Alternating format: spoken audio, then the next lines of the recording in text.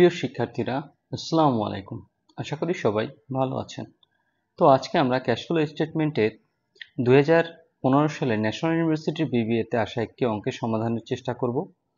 আপনারা মনোযোগ সহকারে যদি অঙ্কটা দেখেন তাহলে পরবর্তীতে এই অঙ্কের সমাধানে আপনাদের কোনো সমস্যা হওয়ার কথা না। তো বরাবরের মতোই আমরা যদি অঙ্কটা করার চেষ্টা করি, তো আমাদের একটা ছক করতে হবে। আমরা ছকটা করলাম। এরপর আমরা প্রথমে লিখব cash flow from operating activities, আমরা লিখলাম। এরপর আমরা পিছনের ক্লাসগুলো যদি দেখে থাকি তাহলে আমরা জানি যে আমাদের শুরুতেই নেট ইনকামকে খুঁজে বের করতে হয় অঙ্ক থেকে। তাহলে এই অঙ্কের নেট ইনকাম 4 নম্বরে আছে। দেখেন সমন্বয়ের 4 নম্বরে দেওয়া আছে নেট ইনকাম ফর 2015 ওয়াজ 38,000। তাহলে আমরা এখানে নেট ইনকাম দেখালাম কত? 38,000 টাকা। নেট ইনকামকে আমরা সুন্দর করে দেখালাম 38,000 টাকা।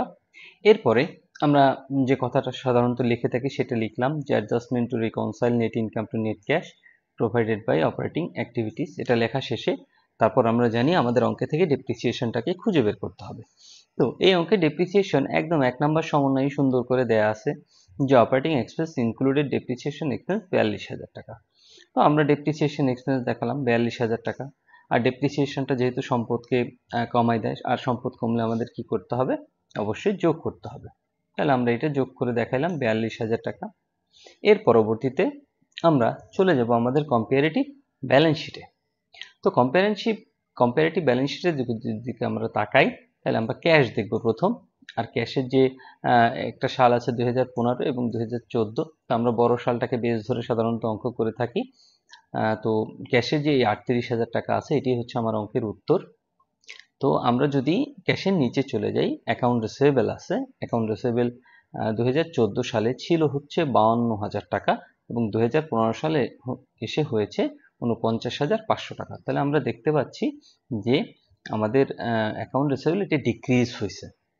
তাহলে ডিক্রিজ হলে আমরা লিখব যে ডিক্রিজ ইন অ্যাকাউন্টস রিসিভেবল কত টাকা? 2,500 টাকা। তো ডিক্রিজ হলে সম্পদ কমে, তাহলে সম্পদ কমলে আমাদের কি করতে হবে? প্লাস করতে হবে। তাহলে আমরা প্লাস করে দেখাই দিলাম এটা। এর পরবর্তীতে এন্ট্রিতে যদি আমরা যাই, এটা হচ্ছে ইনভেন্টরি। ইনভেন্টরি ছিল 1,42,000 টাকা, এখন হচ্ছে 1,53,450। তাহলে অবশ্যই আমাদের ইনভেন্টরি বৃদ্ধি পেয়েছে। তাহলে বৃদ্ধি পেলে আমরা কি লিখব? ইনক্রিজ ইন ইনভেন্টরি কত টাকা? 11,450 টাকা। আর সম্পদ বাড়লে আমাদের কি করতে হয়? নিয়ম অনুযায়ী সম্পদ বাড়লে আমাদের বিয়োগ করতে হয়। তাহলে ইনক্রিজ হলে অবশ্যই বৃদ্ধি পেয়েছে, এই জন্য আমরা লিখলাম যে ইনক্রিজ ইন ইনভেন্টরি 11,450 টাকা। এটা আমরা সুন্দর করে দেখাই দিলাম। এরপর যদি আমরা পরবর্তীতে এন্ট্রিতে যাই, আছে প্রিপেড এক্সপেন্স। প্রিপেড এক্সপেন্স ছিল হচ্ছে 21,000 টাকা, এখন হয়েছে 15,780 টাকা। তাহলে ডিক্রিজ হয়েছে। তাহলে আমরা লিখব ডিক্রিজ ইন প্রিপেড এক্সপেন্স কত টাকা? এটা থেকে 21,000 থেকে 15,780 বাদ দিলে হয় 5,220। তাহলে ডিক্রিজ হলে সম্পদ কমে যায়, আর সম্পদ কমলে আমাদের কি করতে হবে? যোগ করতে হবে। তাহলে আমরা যোগ করে দেখাই দিলাম। এরপর যদি আমরা অঙ্কে যাই, তাহলে ল্যান্ড, ইকুইপমেন্ট এগুলা হচ্ছে সবই আমাদের স্থায়ী সম্পদ। আর আমরা আগেই বলেছি যে আমাদের যদি ডেপ্রিসিয়েশন এক্সপেন্স সমন্বয় দেয়া থাকে তাহলে কিন্তু আমাদের এই অ্যাকুমুলেটেড ডেপ্রিসিয়েশনের আসলে কোনো ভ্যালু নাই। এই অ্যাকুমুলেটেড ডেপ্রিসিয়েশন এখানে যেগুলো দেওয়া আছে এগুলো আমাদের চোখ না রাখলেও চলবে। তাহলে আমরা এরপর যদি দায়ের সাইডে চলে যাই তাহলে দেখবো আমরা অ্যাকাউন্টস পেয়েবেল। অ্যাকাউন্টস পেয়েবেল ছিল হচ্ছে 40,000 টাকা, এখন হয়েছে কত? 35,730। তার মানে অ্যাকাউন্টস পেয়েবেল আমাদের ডিক্রিজ হয়েছে। তাহলে এটা থেকে এটা বিয়োগ করার পরে টাকা আসে হচ্ছে 4,270। তাহলে আমরা লিখব ডিক্রিজ ইন অ্যাকাউন্টস পেয়েবেল। তাহলে আমরা রুলস অনুযায়ী জানি যে দায় যদি কমে যায় তাহলে বিয়োগ করতে হবে। তাহলে আমরা এখানে দায়কে সুন্দর করে বিয়োগ করে দেখালাম যে দায় কমেছে, আমরা বিয়োগ করে দেখাই দিছি। ওকে, এরপর বন্ডস, কমন স্টক এগুলো দীর্ঘমেয়াদী দায়, এগুলো দেখার দরকার নেই। এরপর যদি অপারেটিং এক্সপেন্সে সমন্বয় থেকে কিছু যায় তাহলে সেটা আমাদের নেওয়ার চেষ্টা করতে হবে। তো সমন্বয় থেকে যদি আমরা দেখি যে equipment in addition equipment costing, মানে অতিরিক্ত ইকুইপমেন্ট কস্টিং আছে 22,000 টাকা এবং যেটার বুক ভ্যালু হচ্ছে 10,000 টাকা, কিন্তু এটা বিক্রি করা হয়েছে 8,100 টাকায়। তার মানে আমরা দেখতে পাচ্ছি যে 10,000-এর জিনিস বিক্রি হয়েছে কত? 8,100 100 টাকায়। তাহলে এখানে বরাবরের মানে একদম সহজেই দেখা যাচ্ছে যে 1900 টাকা আমার লস হয়েছে।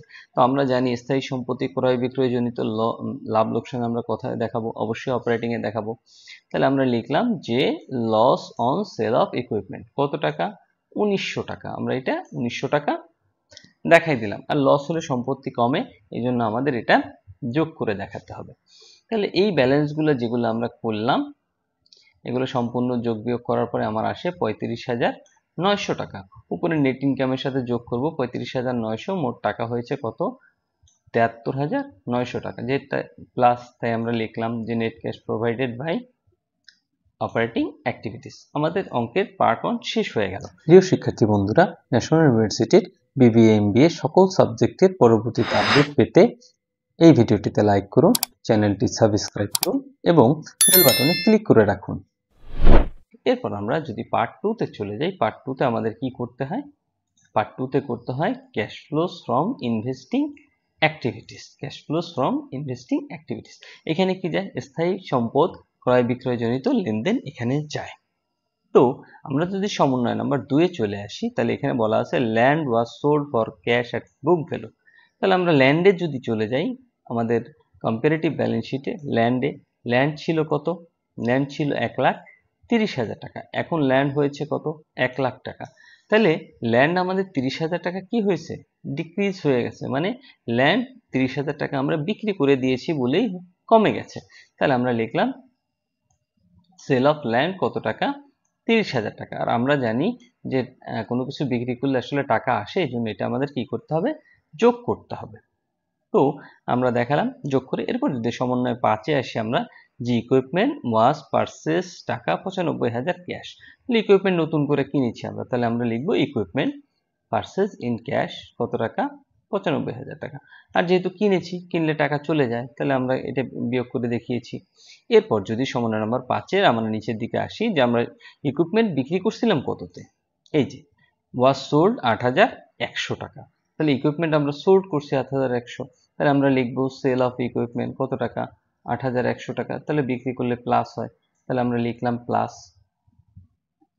এরপর আমরা এই তিনটা টাকাকে যদি যোগ বিয়োগ করি, তাহলে আমাদের আসে 56,900 টাকা, যেটা অবশ্যই বিয়োগ। আর বিয়োগ হলে আমাদের কি লিখতে হবে? আমরা জানি ইউজড লিখতে হবে।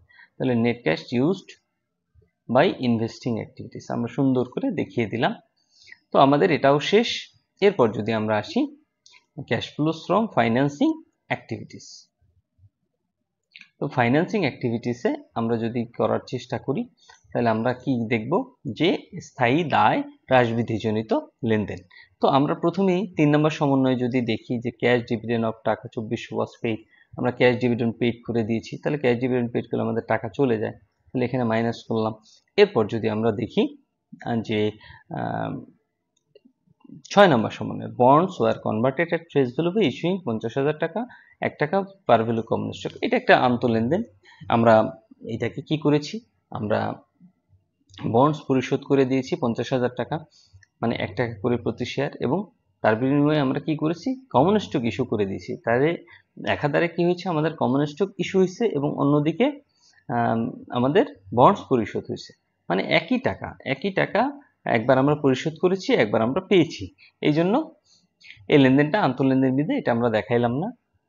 আচ্ছা, এরপর অঙ্কে একটা জিনিস আপনারা যদি একটু খেয়াল করেন যে নেট সেলস আছে, নিট সেলস ফর 2015 টোটাল। আসলে আমাদের নিট সেলসের এখানে কোনো কাজ নাই, তাই এটা নিয়ে আমাদের মাথা না ঘামালেও চলবে।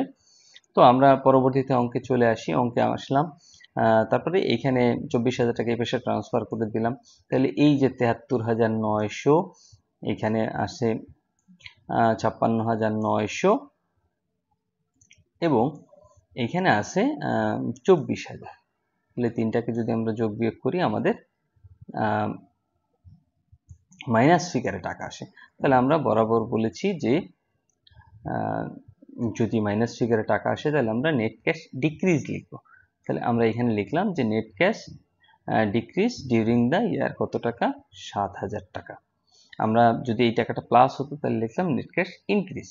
সর্বশেষে আমরা কি করব? এখানে আমাদের যে ক্যাশের যে বিগিনিং ব্যালেন্স ছিল এখানে 45,000 টাকা, এটা এনে আমরা বিগিনিং আকারে যোগ করব। তাহলে আমরা যোগ করে দিলাম net cash increase beginning, net cash ডিক্রিজের সাথে সমন্বয় করলাম আমরা। সমন্বয় করার পরে আমাদের টাকা আসলো কত?